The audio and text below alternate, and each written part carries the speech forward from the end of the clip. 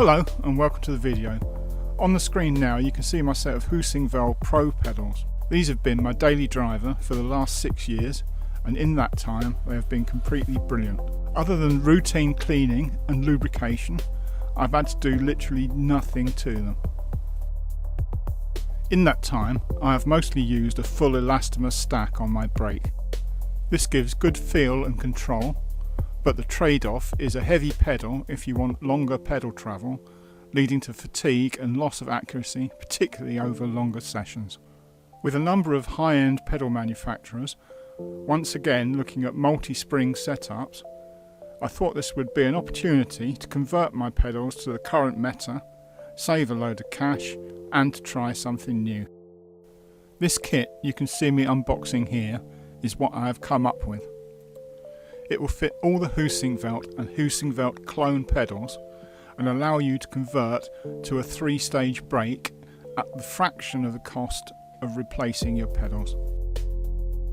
The kit consists of 2 springs, 2 elastomers and all the tuning parts you will need to fine-tune your pedal exactly to your requirements.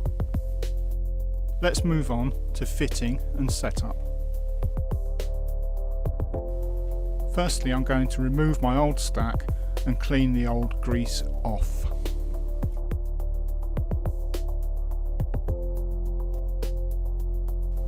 The next step is to apply some clean, fresh grease, which is supplied in the kit.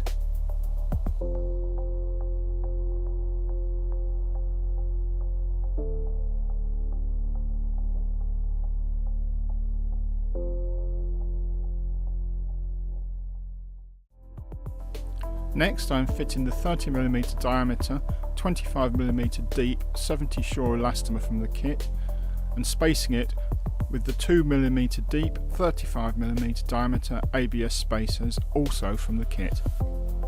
Then comes a large spring retainer, the heavy spring, a heavy spring spacer and the second large spring retainer.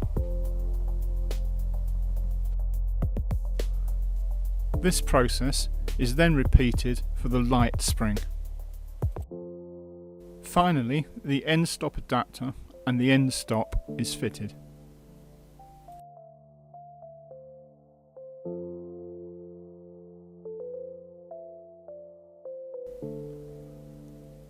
At this stage I would adjust the preload so that there is no slop in the pedal, making sure that the light spring is not heavily compressed.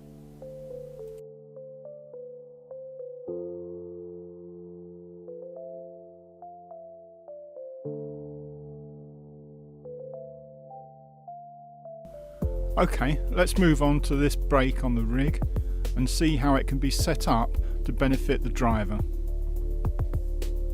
The pedals shown here are SimJack UT. Simply put, this setup will give you a 3-stage pedal where you can feel the transition between the stages. This allows you to accurately return to these 2 points as well as full and off accelerator, giving a total of 4 reference points instead of the normal 2. So, if we look at the first stage of the pedal, the transition point can be changed to happen sooner by increasing the preload and or by fitting a longer spacer. This will increase the pedal travel for this part of the graph. Decreasing preload or fitting a shorter or no spacer will result in the transition point being reached further into the pedal travel. In the example here, I'm using a long spacer, so the transition occurs quite early in the pedal travel. The light spring is getting nowhere near fully compressed. The same is true for the heavy spring. Using a short or no spacer will increase the pedal travel for this part of the graph, and using a longer spacer will reduce it. In this example, I'm using a short spacer, so the travel is maximised and the spring is nearly fully compressed before we start digging into the elastomer. Once both springs are compressed, we are left with the elastomer. These give unbeatable feel when approaching maximal braking effort.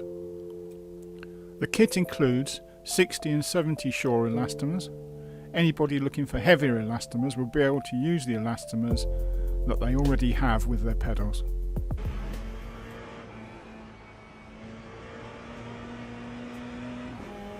Moving on to actual use case, getting this kit set up correctly will allow you to match the transition points to critical values for your car and track combo, whether that is for threshold or trail braking, or activating ABS but not to the extent that it causes a ton of oversteer or understeer.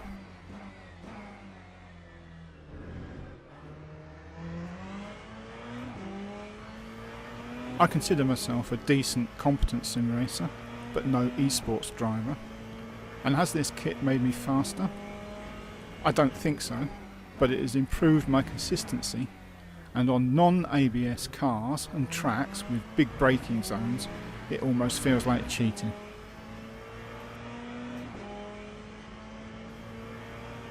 If you have software that allows custom brake maps, then you can also tweak this to perfectly align your transition points to whatever it is you want to achieve.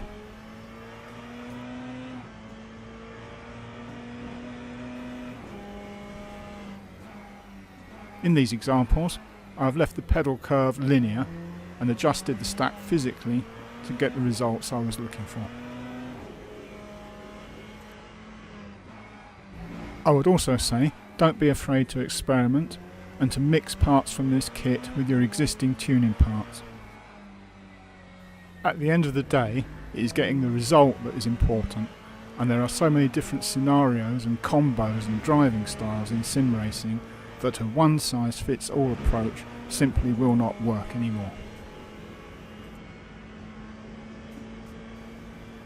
If this kit ends up saving you the cost of buying a new set of high-end pedals, then I think it would be money well spent.